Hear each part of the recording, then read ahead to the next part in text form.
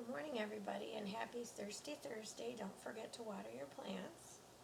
I had another devotion that came in at 5:13 this morning.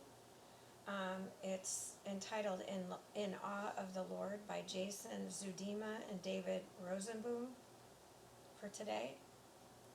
The scripture reading is from 1 Samuel 12, verses 16 through 25. Samuel called on the Lord, and that same day the Lord sent thunder and rain. So all the people stood in awe of the Lord and of Samuel. 1 Samuel 12, verse 18. Samuel was Israel's prophet at the end of the period of the Judges, which lasted about 300 years after the time of Moses and Joshua. See Joshua 1. In our reading for today, Samuel gives a speech after confirming Saul as Israel's king. Samuel walked closely with God and was a fruitful leader. But the people had often turned to worship the false gods of the nations around them.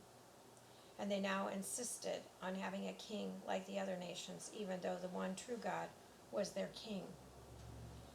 In his speech, Samuel reminded the people of their sins.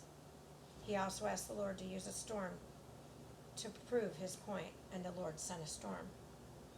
In that society, many of the people were farmers.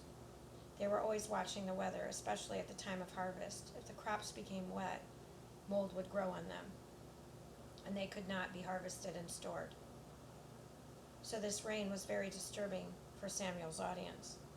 Yet God's mercy is always available. The people now understood how great their sin was in asking for a king, and their Lord and Samuel now had their attention.